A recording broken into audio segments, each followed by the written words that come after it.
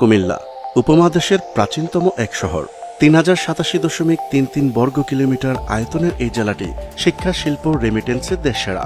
এবার শুধু দেশসেরাই নয়, কুমিল্লার নাম বিশ্বের সেরা শহরের তালিকায় উঠে আসে।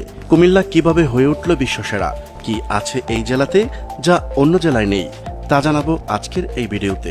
চলুন শুরু করা যাক।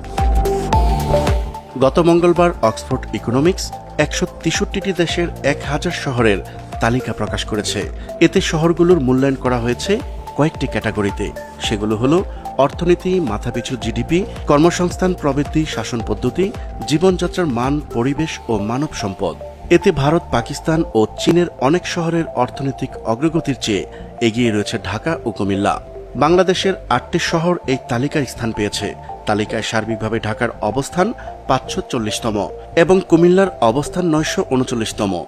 এশিয়ার মধ্যে টোকিও ছাড়াও সিওল ৪ ও সিঙ্গাপুর ৪২-এ আছে প্রথম ৫০টি শহরের তালিকায়। প্রথম ৩০০-র মধ্যে ভারতের কোনো শহর স্থান পায়নি। দেশটির রাজধানী দিল্লির অবস্থান ৩৫০তম।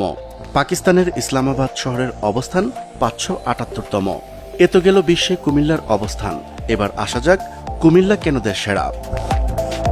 বাংলাদেশের অর্থনীতির অন্যতম প্রধান খাত হল বৈদেশিক কর্মসংস্থান, আর সারা দেশে প্রবাসী রেমিটেন্সের মধ্যে কুমিল্লা জেলা হল প্রথম, আর দাউদকান্দি উপজেলা হল কুমিল্লার প্রথম। টানা ১৭ বারের বেশি সময় ধরে জনশক্তি রপ্তানিতে এগিয়ে রয়েছে কুমিল্লা। প্রতি মাসে এ জেলার প্রবাসীরা গড়ে $১০০ মিলিয়ন দেশে পাঠাচ্ছেন। এছাড়াও রয়েছে রপ্তানি প্রক্রিয়াকরণ অঞ্চল। কুমিল্লার পুরাতন বিমানবন্দর এলাকায় ২০০০ সালে ২৬৭.৪৬ একর জায়গা জুড়ে প্রতিষ্ঠিত হয় কুমিল্লা রপ্তানি প্রক্রিয়া অঞ্চল বা কুমিল্লা ইপিজেড। আয়তনে এটি দেশের ৪র্থ বৃহত্তম ইপিজেড।